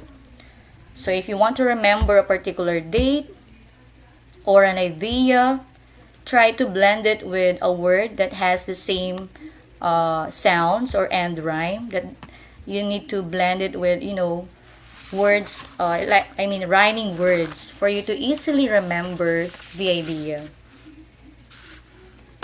Next, another type of mnemonic is the song mnemonic. Some people learn best when they can sing. So you can insert the information you want to memorize into a song. A popular example is the ABC song that school children use to learn the alphabet. When they sing this repeatedly, they will begin to remember the order of the alphabet. You can do the same mnemonic technique at work by putting new information into a song format. We teachers, we keep on applying this activity into our learners because we believe that especially millennials nowadays, they're fans of music. They can easily memorize the lyric of a particular song.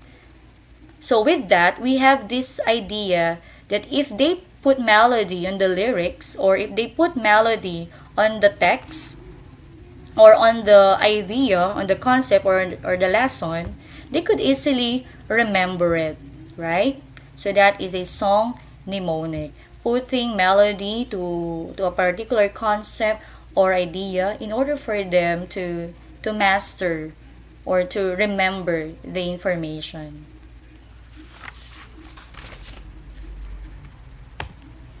Next, another type of mnemonic is the organization mnemonic or the chunking mnemonics. Grouping information together helps you remember them more easily. If you have a large group of words or numbers, you need to memorize them. You can break them up to recall them quickly.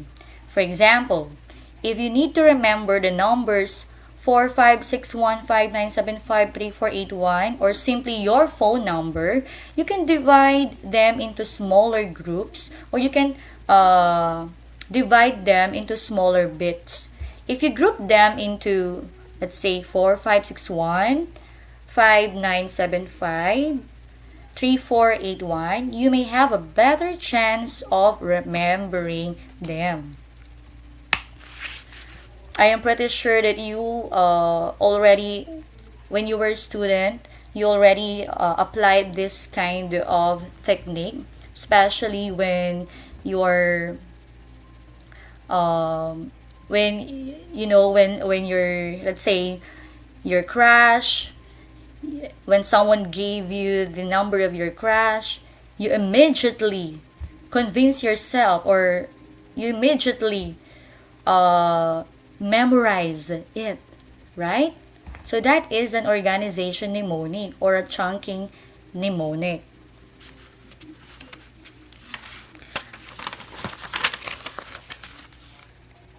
Next, another technique is the dual coding. Combining words and visuals. Dual coding is combining words and visuals such as pictures, diagrams, graphic organizers, and so on.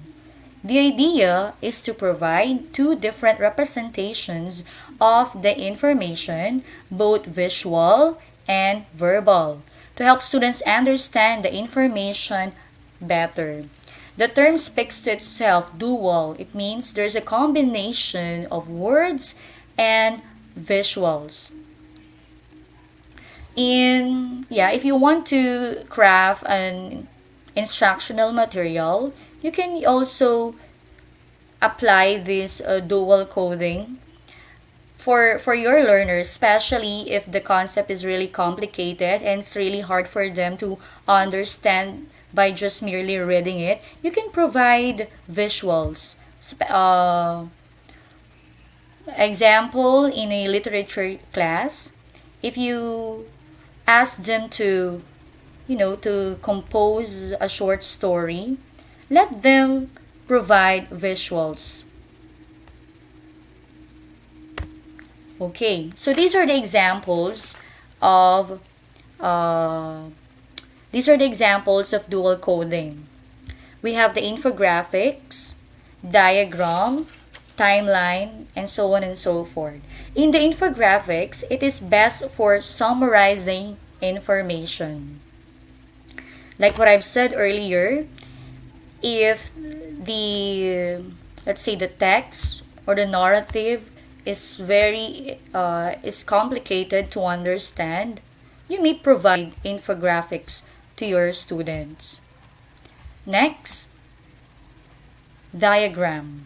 So diagram is best for remembering components of a system, especially in science classes. Learners can easily understand the cycle, let's say the water cycle, food chain, and food web, if it is represented through diagram. Next, we have the timeline. This is best for dates and history. In social studies class, you can, when you are teaching, like like the history of a human or the evolution of man, you can provide pictures. And not only pictures, you can also provide descriptions underneath. Sometimes when students are reviewing, instead of reading or scanning or do skimming on the lesson per se, they rush to the point. They are looking the the infographics or the diagram or the timeline immediately. But of course, when we're talking about dual coding, you need to have a comparison.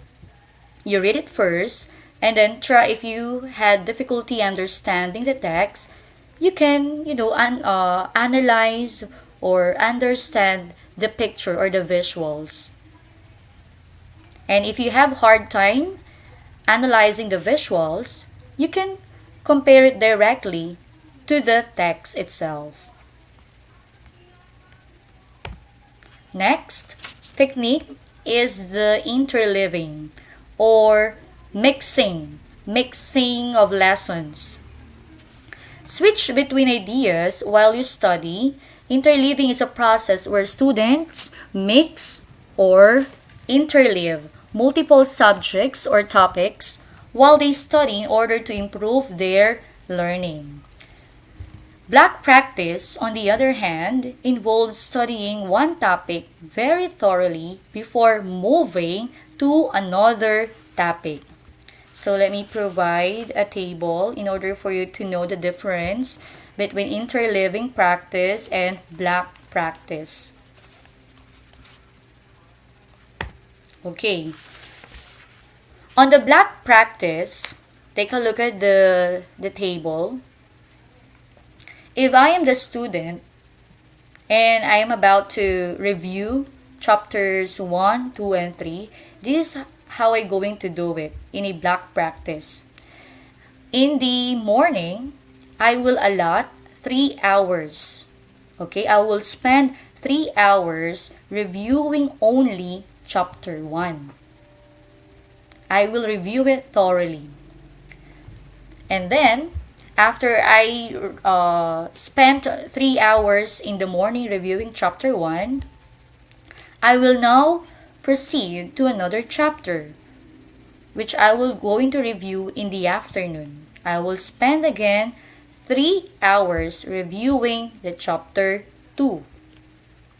Then later in the evening, I will switch to another chapter because I'm done with chapter 1 and chapter 2.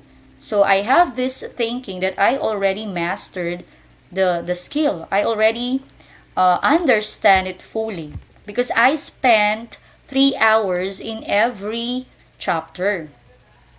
But according to research, if you apply block practice in learning or in reviewing, you will have low retention or poor retention because after learning it, it's done. It's over, right?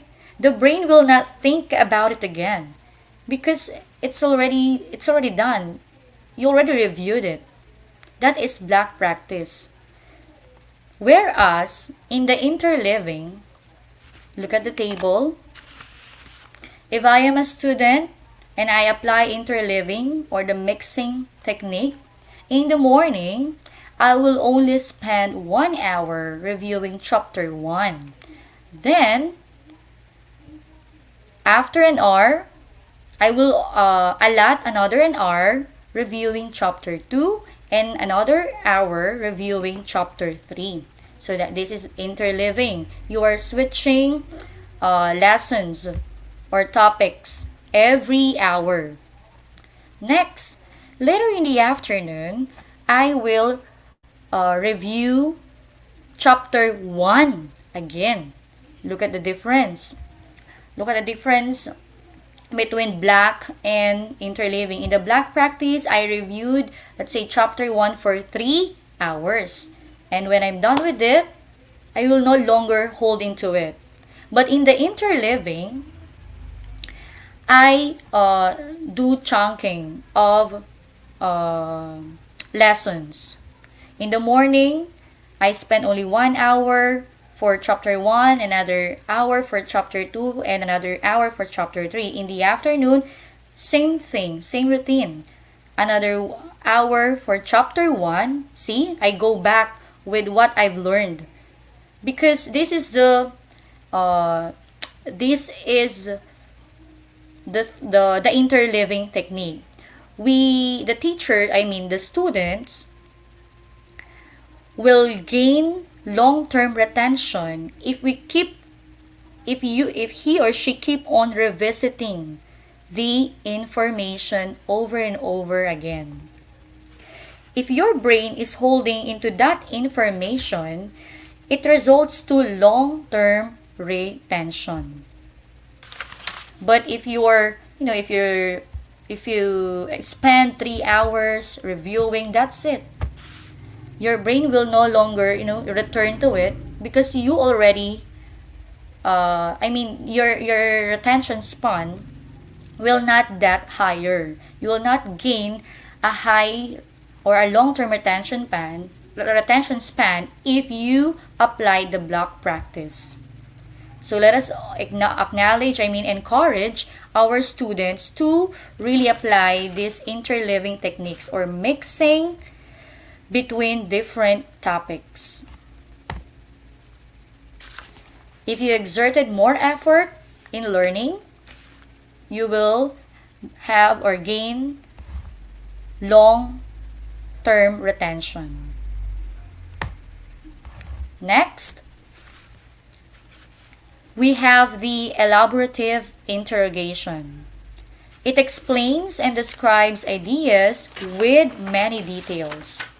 According, according to Danlowski et al., he found out that several studies where students who generated explanations for facts showed improved learning and memory.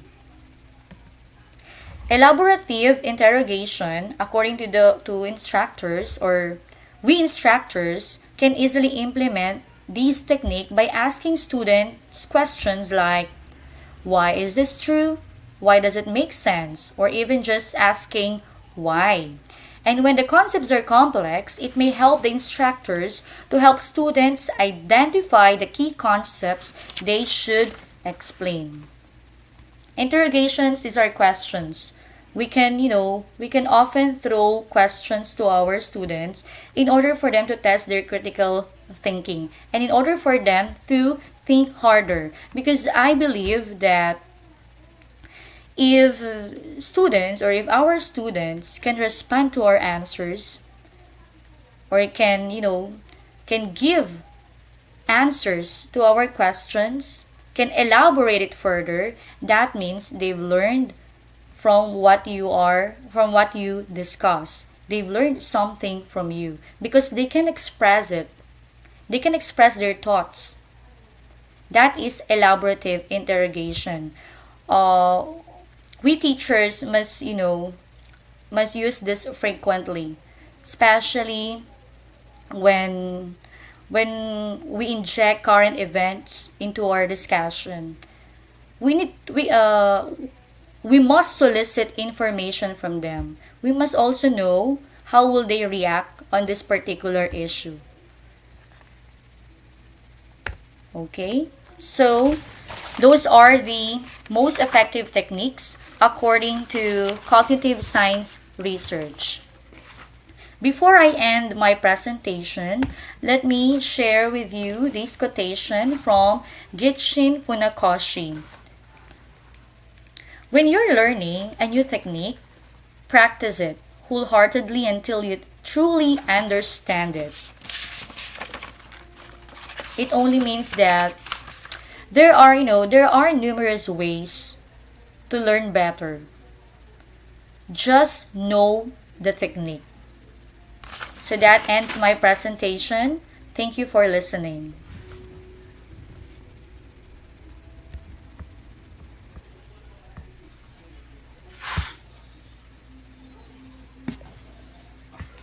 All right. All right, so there you go. Thank you so much, Mom Lurie O. David. And I think we cannot thank you enough for your interesting and very informative lecture you shared with us tonight. We really love every single second of it. I mean, your presentation will pave way for the improvement of the studying habits and skills of most of our students out there. I hope most of our live audience today are students, if not professionals.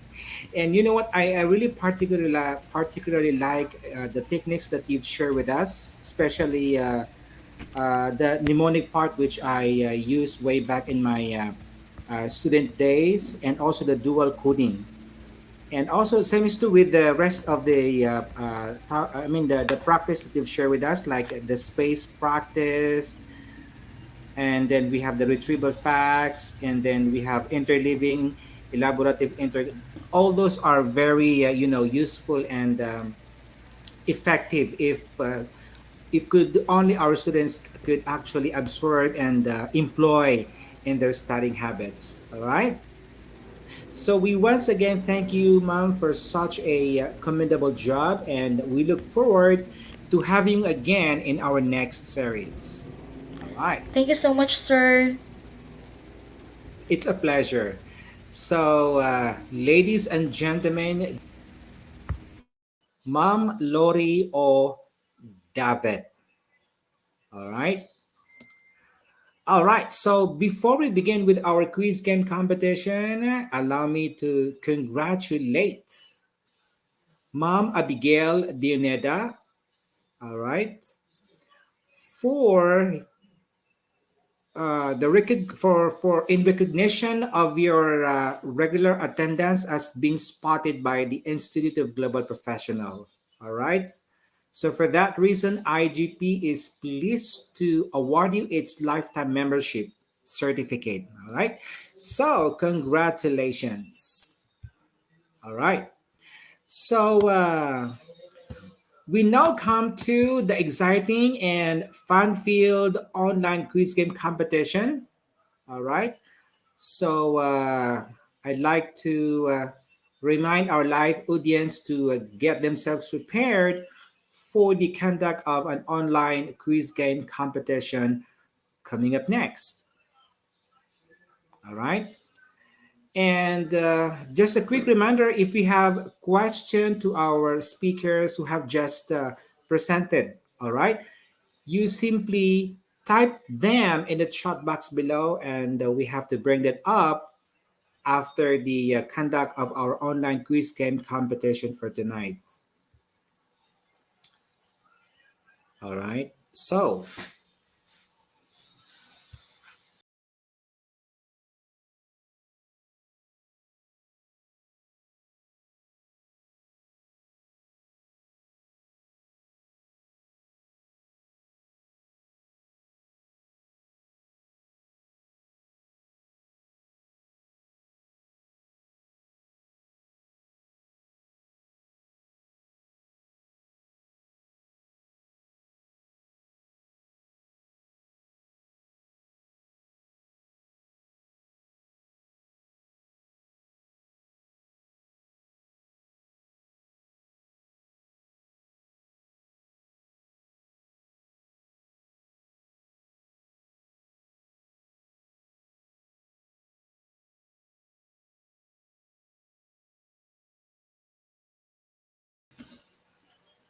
we're back. We're back to start with our online quiz game competition, and you're seeing now on the screen the code that you'll be using for you guys to join with our online quiz game competition. That's IGP QUIZ or IGP quiz. All right. For those who haven't yet joined, just go to slido.com. You copy this code and paste it on the window on the slido.com website, and then you're good to go. All right. So once you actually, what is this? Once you've successfully joined the competition, I mean the competition, the online quiz game competition, and then automatically your name will appear on the screen, just like what you are seeing now on our screen. All right. So as of this time, we have 75 participants who successfully joined with our online quiz game competition. And so I think we have to give a minute or two for some of our participants who haven't yet joined. All right, before we get settled, and then we'll get underway. So we have, as of this moment, we have 81 from our live audience who are able to join in our quiz game competition. Okay, you can also check your name on the screen. All right, so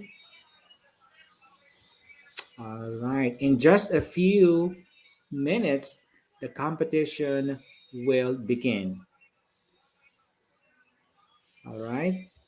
So we would like to welcome some of our participants who have joined with the online quiz game competition, like Dennis M. Canonizado. We have Roseni Millar, Maria Alona Jane Calasang. We have Melinda Hispano, Angela Ray D. All right. We have Ilias Austria, Judith Serra. All right. Maria Joy TRC, Jennifer Ann Cobada, all right, Dennis James, Ernie Tebrero, Saima Zehra, Melinda Hispano. All right, shout out to everyone who joined with our quiz game competition for tonight. And I think we're about to start with question number one. All right. SIM stands for Strategic Interval Material. Is that true or false? SIM is for Strategic Interval Material. Is that true or false? Majority of our participants said it's false. 55, and that's correct. All right. So congratulations, you did it, guys. The correct answer is false. It's not interval, but it's intervention. We have the leaderboard on the screen showing you the results. All right, the ranking of our participants who need the correct answer with the fastest response time. Nicole, uh, okay, Nicole the vocal, all right, is the top scorer as of this moment. All right, followed by Romel John C. Aquino. And let's now proceed with our second question. In developing SIM, the material must require less teacher supervision. Is that true or false?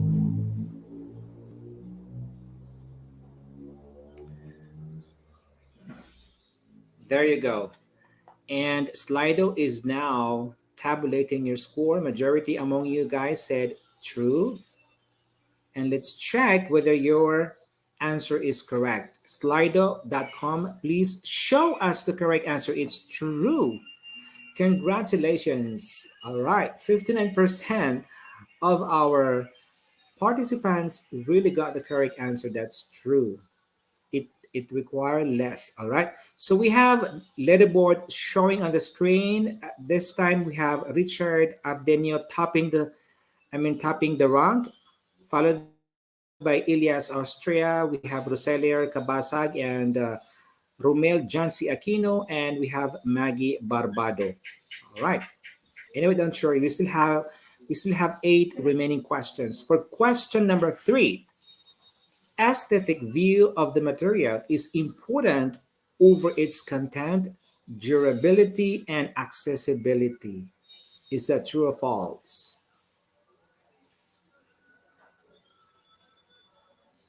Okay. Is aesthetic view of the material important over its content, durability? Majority of our live audience or participants said it's false. All right, now let's check your answer. Slido show us, all right, it's false. Congratulations, majority of our participants got a correct answer. That's false. So Richard Ardino still on on the top score. All right. Followed by Nong Latun and Ardilen Magbanua, Richard Ardenio, and on the number fifth spot we have Lamberto S. Pilatan Jr. All right. Don't you worry, guys, because we still have seven remaining questions left. For number four question, SIM is an instructional material for remediation purposes to enhance academic achievements of students performing low. Is that true or false? Is SIM an instructional material for remediation purposes to enhance academic achievements of students performing low? Almost all our participants said true. All right. Slido.com, please show us the correct answer. It's true. Congratulations. All right. Only 6% of our participants do not get the correct answer. This time we have Romel John C. Aquino now leading the score, followed by Richard Ardenio, Naong Latun, Ardeline Magbanua, and Lamberto Espilatan Jr. Take note, you are now being ranked not on the score, but on how fast you submit your answer. All right. So, number five question, it says there are six major parts of SIM, namely the guide card, the evaluation card, the assessment card, enrichment card, reference card, and answer card. Is that true or false? Is that true or false, guys? All right, so Slido is now tabulating your score, and 82% among you guys said it's true. And let's find out if your claim is correct. Slido, please show us the correct answer. All right. Okay, and it's false. It's false. Only 18% of our participants got the correct answer. All right. So that's it. So as of this time, we have May Dagpin Olavedes topping the score. Leading the score, followed by Dennis M. Canonizado. On the third spot, we have Naong Latun. Fourth spot, Ryan Lipasana Pakibo. And on the fifth spot, we have Maria Citadel S. Cantelias. All right. All right. Those are just for five questions. We still have another five questions remaining left. For the number six question, guys, listen carefully. The content of the SIM is not always aligned with curriculum and standards and is current, valid, and reliable with real world examples. Is that true or false? 59% of our participants said it's false. And let's see if you're correct. And that's correct. All right. The correct answer is false. Congratulations. Majority of our participants got the correct answer. We have made Dagpen Olavides this time leading the score, followed by Naung Latun. I think Naung Latun went up one notch from third spot earlier. Okay, so on the third spot, we have Ryan Lipasana Pakebo. Fourth spot, we have Mariah Citadel Escantillas. And on the number fifth, we've got Romel John C. Aquino. All right, so you're doing a good job, folks. For the number seven question, we have content and directions of the material must be clear and understandable and distinguish between important and trivial information. Is that true or false?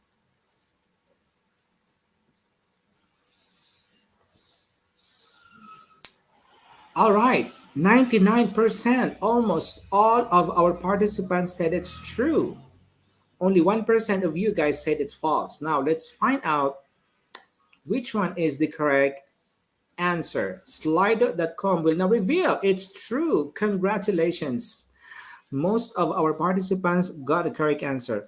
May Dagpin Olavedes still on the top, all right, of our leaderboard, which showing us the score, your performance, guys. And then followed by Naong Latun. Still on number three is Ryan Lipasana Pakebo. On the number four spot is Maria Citadel is Cantillas. And on the number fifth, we have Cerumil Jancy Aquino. All right. All right. So we have three more questions remaining left. Number eight question, it says the material must be an aged appropriate and must designed to meet the needs of individual learners from various skills levels. All right, again, is that true or false? You only have two options to choose from, guys, so you have this less probability of committing mistake. 97 of you guys said it's true. Now let's find out if your answer is correct. Let's ask Slido, and Slido says it's true. Congratulations. All right. Majority of you guys got the correct answer. All right. So still May Dagpin Olavedes on the number one spot, followed by Nang Latun, and then Ryan Lipasana Pakebo, Maria Citadel is Cantillas, and on the number fifth spot, we've got Romel John C. Aquino. All right. All right. Number nine, second to the last question, it says elaborative interrogation explains and describes ideas with many details. What do you think, guys? It's that true or false? All right. Elaborative interrogation explains and describes ideas with many details. Slido is now all right. It's true. 86%, majority of you guys got the correct answer, and the correct answer is true. It's a true statement. All right. So we're back on our leaderboard, and let's find out who's gonna be on the top five ranking. Naong Latun this time is the top scorer. All right.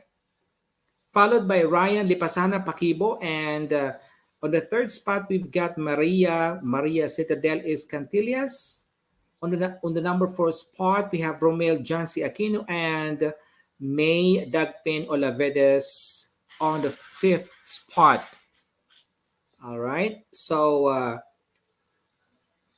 for the last question for tonight's online quiz game competition, all right, it says linking images together involves creating a visual story to connect the information you need to memorize. Is that statement true or false? What do you think, guys? Slido is now processing, tabulating, and analyzing your response. 91% of you guys said it's true. Slido, please reveal the correct answer. It's true. Congratulations, ladies and gentlemen. Most of you got the correct answer. All right. So let's have our leaderboard on the screen so that we can see for ourselves who's going to be the winner for tonight. Congratulations, Naong Latun. All right. For winning tonight's online quiz game competition, and let's find out the names of those lucky top five winners. Okay, don't worry because we'll be awarding top 10 winners for tonight. Number one, our top score is Naong Latun. Congratulations. Followed by Ryan Lipasana Pakebo. Maria Citadel is Cantillas on the third spot, and Romel Jancy Aquino for the fourth spot. And I can hardly see the fifth spot because it's being covered with our, I would call it lower third. Okay, it's here. May Dagpen Olavedes on the fifth spot. We've got Neko Dan Ismiro on the sixth spot. And on number seven, we have Ardelen V. Magbanwa. On the number eight spot, we have Evelyn P. Wapiri. And I wonder if you could move it upward. Okay, number nine, we have Sir Dennis M. Canonizado. And the last but not the least is Sir Dennis James. Congratulations for our lucky top 10 winners for tonight's online quiz game competition. All right. You can claim your certificate by looking for the link that's being pinned down in the comment section below. All right. So, unless we have some announcements coming in, or guys, by the way, if you're having difficulty in downloading your certificates for tonight's, we surely owe you an apology, but I guess our website is now undergoing a maintenance. Okay, there are those parts that we need to fix, but I think the management is now doing its best in fixing all those problems that we are facing as far as the operation of our website is concerned. All right. But for the meantime, can we have a copy of the certificate code? Because once our website is fixed, and then you can still download your e-certificate using the code that's been provided to you just earlier. All right. So be guided accordingly. Again, we would like to owe you an apology for, as of this time, we're having a maintenance. We're doing a maintenance of our website. So maybe as of this time, you'll be having difficulty in downloading your e-certificate, but don't worry, as long as you have the copy of the code for each webinar that we're conducting, you can still download your e-certificate, all right, on our website as soon as we are done fixing those problems that we are actually encountering in our website. And so, for that reason, please bear with us. We really owe you an apology. All right. So,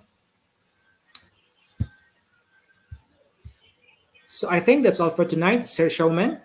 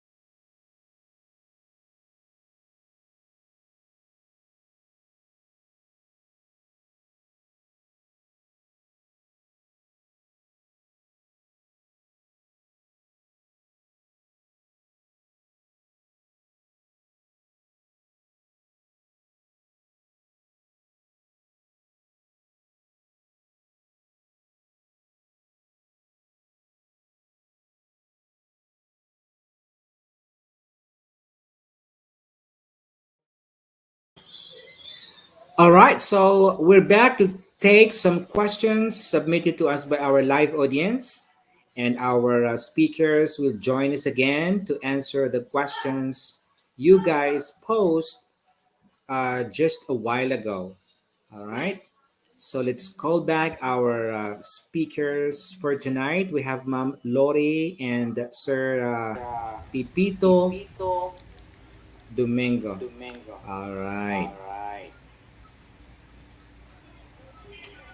All right. So Ma'am and sir, are you ready for the question and answer segment of our webinar for tonight? Okay, so I will be reading the question and then, of course, you will see if that question is addressed to you. It's written on the screen. Okay, so Yes. the first one is we have from Manolita Ramas Olego. And I think this question is addressed to Sir Pipito.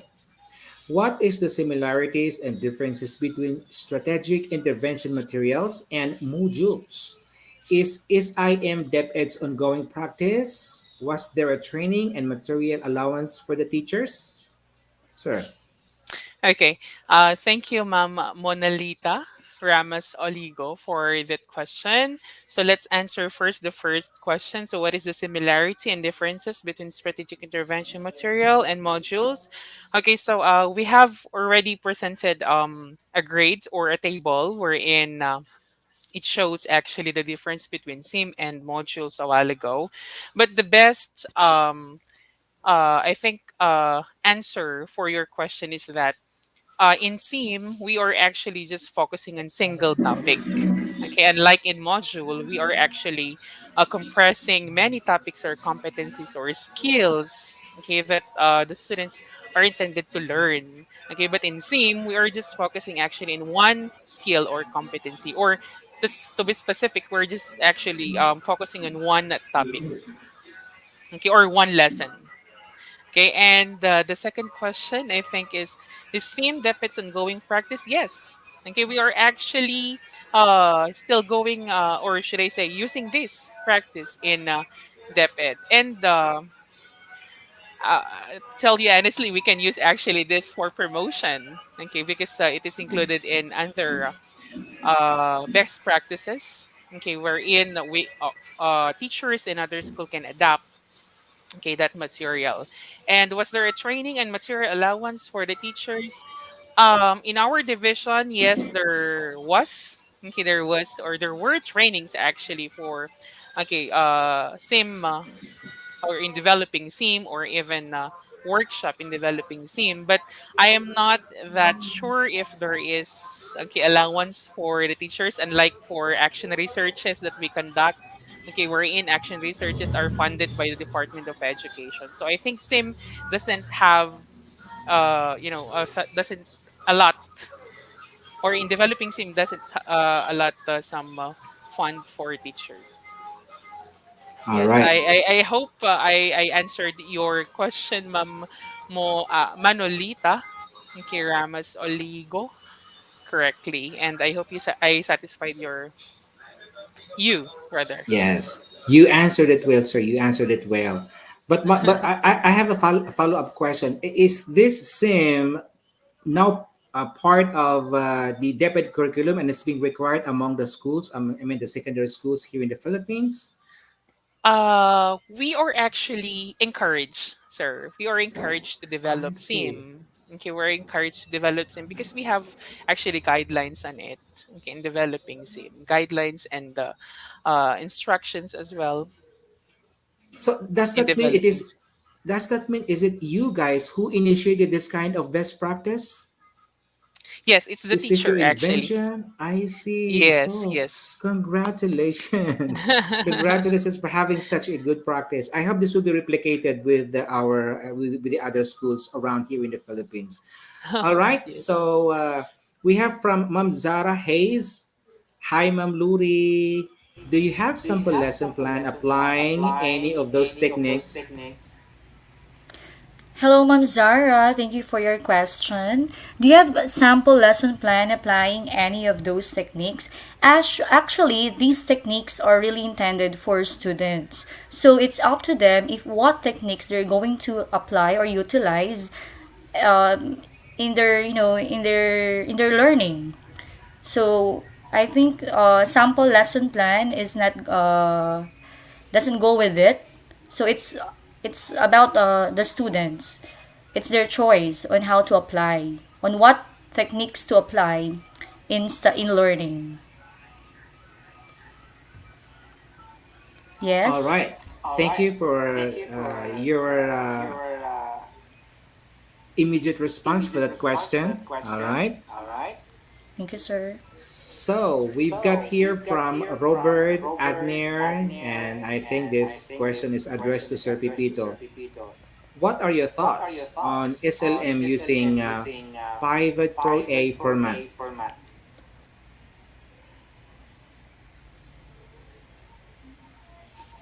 Okay, what are your thoughts on SLM. Ma'am Lori, can you mute Ah, your mic for a while, ma'am? Because I oh, can hear feedback of yeah, yeah, yeah, yeah. my voice. Okay. Uh, Precisely. what are your thoughts on SLM or school learning materials? I think SLM stands for school learning materials using Pivot Yes, yes. A4 I guess so. format. Okay. Pivot. Okay. To tell you honestly, I think it's go beyond my topic. Yeah. The Pres- SLM using pivot format. To tell you honestly, I'm not familiar with this one. Okay, as part of the school learning material, but I must say that what do you call this? Sim is also part of the school learning material, so we can utilize this one into our school or respective schools, and we can share also this one into different schools and respective teachers who need this thing. But I'm with full of humility. I'm not sure with P what A4 because I'm not sure with this, but yeah, I think I'll gonna take note this thing. Okay, although yes. yes, yes. I'm sorry, Sir Robert Agner. Yes. Thank you, sir, for sharing your thoughts about the question raised, even if it's not part of your presentation. So there is Yes, some time that we have to get ourselves prepared because there are those questions that are really out of the yes, presentation. yes, yes. Okay. And I appreciate Now, those gestures, sir, yes, because yes, of course, we are also learning, okay, from there, definitely. So okay, the best from thing we their can do those is that we have questions. to park that one in and then do some research, okay, for that Yes. one. Okay, from Zara Hayes to Sir Domingo, is there a minimum or maximum number of activities in assessment, enrichment, etc.? Okay, Ma'am Zara, there's no actually minimum and maximum number of activities in each part of the card.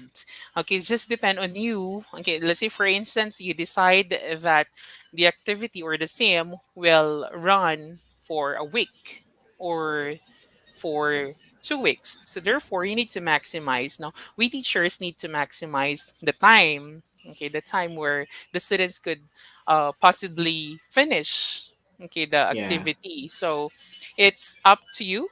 Okay, on how many activities, like what I have emphasized a while ago, you can include, of course, many activities as long as you yourself know that this activities could be finished in a certain period of Yes. time where you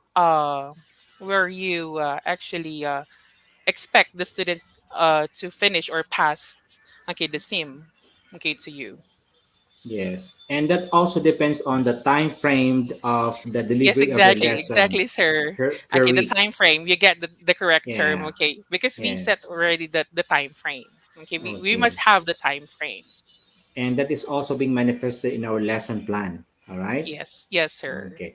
Thank you, sir, for your answer. Now we've got here from Manolita Ramos Olego, and this time is for Ma'am Lurie. Which is better, expecting students to develop mnemonic skills, or teachers will plan and design their questions that help students to remember by creating images instead or word choices? Analogy that allows students to associate ideas or use real world questions that is familiar to students. It's too lengthy. Yes. I think I will just pay attention in the first one, which is better expecting students to develop mnemonic skills, or teachers will plan and design their questions that help students remember, and etc. Okay, I think we can, as teachers, let's give these a floor to them. They need to, to assess themselves, and let's give this opportunity to coin their mnemonics, because they have different learning styles, so it's up to them if if their learning style is like this, so they can, they can apply this kind of techniques to them. Yes, that's it. Yes, there was some other time that you also have to consider the individual learning style of your Yes. students. Okay, I mean, there's a saying that one size does not fit all. So you have to consider Exactly, the sir. yes, we have Their to learning consider the styles, yes, differences, and in individualities. yes. All right. So I think Ma'am Lori has provided the answer for that question. All right. So all right. So it looks like we have covered all of our questions. All right. So, at this juncture, ladies and gentlemen, on behalf of the Institute of Global Professionals, we would like to extend our sincerest gratitude to our speakers for tonight, starting off with Sir Pipito C. Domingo Jr., MIDE, and we've got Ma'am Lori O. David, also MIDE. We know how busy you are. And so, for that reason, we are grateful for taking the time to prepare and spend an evening with us and share us an informative and enlightening presentation. Again, thank you from the bottom of our hearts. All right? All right. So I think that's it for tonight, everyone. We appreciate you guys for being here. And we also would like to thank everyone for making this webinar series possible on account of your active participation. All right. We remain grateful to you guys for the unwavering attention with which you sat through this webinar. And we are so confident that you've learned a lot from it. All right. Again, on behalf of IGP and our speakers, thank you for joining us tonight and have a great rest of your night or day. This is Gafoor M. Panimbang saying, keep continue learning and see you in the next series. God bless us all. Thank you. All right. So before that, I've got here some announcement to our learners. It says, we saw that at this moment you feel difficulties with using the website. We notice all the things and working on it, which is not our problem, but still it's a technical issue actually. Okay. But I think our technical team will be handling it and working on it. We're saying thank you for your patience. Okay. And for the certificate, please collect the certification link and certification code at this moment and try it in your free time. We saw that it occurs when lots of user wants to join our website. This is a temporary problem with our hosting provider. Again, thanks for your patience. All right. All right. So again, thank you for the time you spend with us. Okay. It's a pleasure having you here, and let's do it again in the next series. So again, thank you.